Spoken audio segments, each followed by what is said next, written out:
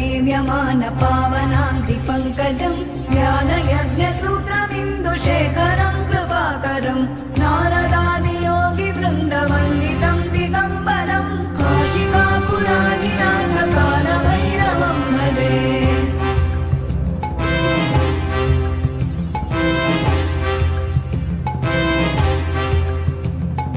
भानुकोटिभास्वनं भवाभितारकं परं नीलकण्ठमीप्सितार्थदायकं त्रिलोचनं कालकालमम्बुजाक्षमक्षशूलमक्षरं काशिकापुराधिनाथ कालभैरवं भजे।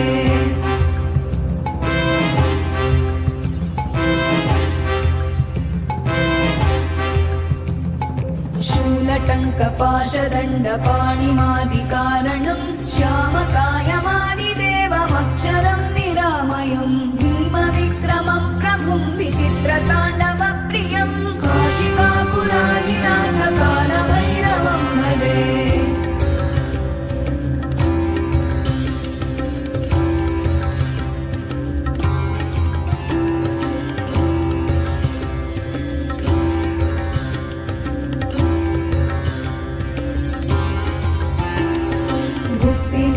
दायकं प्रशस्तचारुविग्रहं भक्तवत्सलं स्थितं समस्तलोकविग्रहं विनिक्मणं मनोज्ञहेम किङ्किणीलसत्कटिं काशिकापुराधिनाथ कालभैरवं भजे।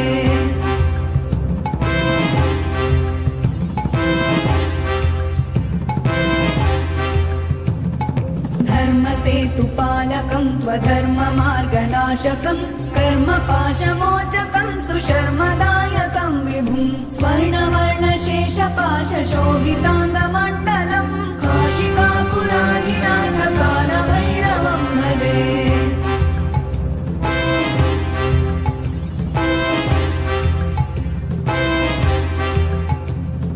रत्नपादुकाप्रभाभिरामपादयुग्मकं नित्यमद्वितीयमिष्टदैवतं निरञ्जनं मृत्युदर्पनाशनं करालदंशमोक्षणं काशिकापुराधिनाथ कालभैरवं भजे।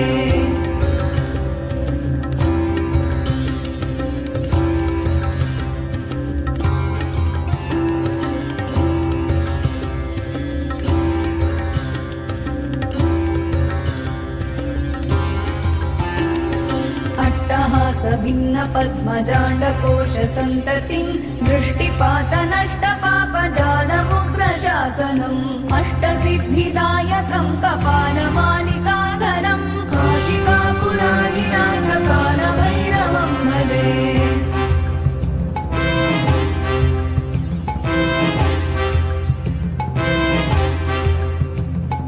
भूतसङ्घनायकं विशालकीर्तिदायकं काशीवासलोकपुण्यपापशोधकं विभुं नीतिमार्गकोविदं पुरातनं जगत्पतिं काशिकापुराधिनाथ कालभैरवं भजे।